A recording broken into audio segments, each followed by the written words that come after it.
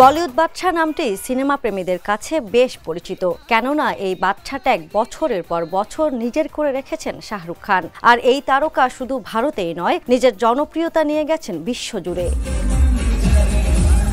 অন্য সব তারকা বয়স বাড়ার সঙ্গে সঙ্গে হারিয়ে গেলেও শাহরুখ যেন টাইম মেশিনে ভর করে নিজেকে ধরে রেখেছেন বহু বছর ধরে। আর তাই তো কয়েক যুগ ধরে সব বয়সী ভক্তের কাছে এখনো সমান জনপ্রিয় তিনি।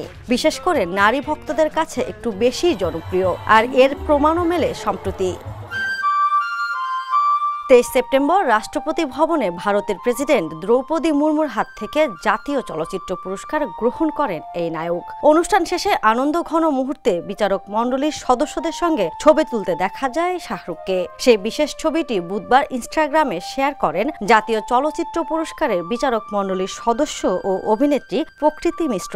ছবিতে শাহরুখের সঙ্গে রয়েছেন বিচারক মণ্ডলীর চেয়ারম্যান পরিচালক আশুতোষ গোয়ারিকর। মজার ছলে প্রকৃতি লিখেছেন, পুরস্কার বিতরণী অনুষ্ঠান শাহরুখ স্যারের সঙ্গে করমর্দনের পর থেকে আমি হাত ধুইনি। শেষে তিনি বলেন, অভিনন্দন শাহরুখ স্যার, আপনার প্রথম জাতীয় পুরস্কারের জন্য। প্যানেলের অংশ হতে পারা এবং যা বহু বছর আগে আপনার প্রাপ্য ছিল তার পক্ষে দাঁড়াতে পারা আমার জীবনের অন্যতম গর্বের মুহূর্ত। এই মেয়েটি শুধু উদাহরণ মাত্র, এমন লাখো ভক্তরা এরকম সুযোগ বা কিং খানকে সামনে থেকে এক নজর দেখার জন্য ছটফট করেন। লাখো ভক্তরা তার জন্মদিনে তাকে একবার দেখার জন্য তার বাড়ির মান্নাতের সামনে সকাল শুরু না হতেই ভিড় করেন। কিন্তু কয়জনেরই বা কিং খানকে দেখার বা স্পর্শের সুযোগ মেলে? তাই প্রকৃতি নামে সেই মেয়েটিকে ভাগ্যবতী বলাই যায়। বিনোদন ডেস্ক, দ্য নিউজ।